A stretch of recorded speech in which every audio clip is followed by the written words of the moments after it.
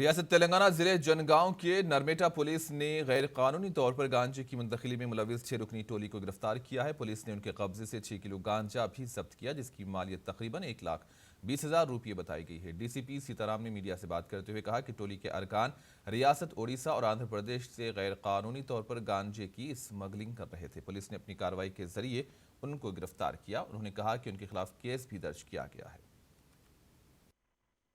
అది చేయడం వల్ల ఒకసారి దొరికితే మొత్తం డీసీఎం లోడ్ పోతుంది, 20-25 లక్షలు లాస్ అవుతుంది. అందుకే ఏంటి 100 కిలోలు 100 కిలో అట్లా చిన్న చిన్న పట్టుకొస్తున్నారు. ఒకవేళ పోయిన ప్రాబ్లం కాదు, అంత నష్టం ఉండదు. వీటిని డిస్పోజల్ కూడా ఈజీ. 100 కిలోలు వేస్తే మంచిగా 5 కిలోలు పడేస్తే 20 మంది తీసుకుంటే ఈజీగా అయిపోతుంది. కాబట్టి ఆ రకంగా ఒక కొత్త స్టైల్ వీళ్ళు స్టార్ట్ చేశారు. అందులో భాగంగా ఈ కృష్ణ అని కిరణ్ వీళ్ళు మాత్రం పెద్ద ఎత్తున అంటే తెచ్చేదాంట్లో 100 కేస్ ఆ రేంజ్ మనుషులు వీళ్ళు వచ్చి మిగతా వాళ్ళు మనం పట్టుకున్న ఈ జలీలు వీళ్ళందరికీ కూడా అందుకుంటాం.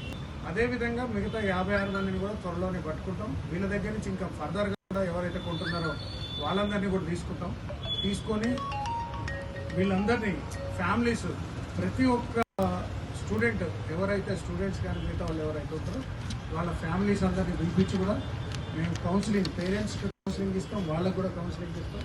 అవసరమైతే రిహాబిలిటేషన్ సెంటర్లకు కూడా పంపిస్తాం. వాళ్ళకి పంపించి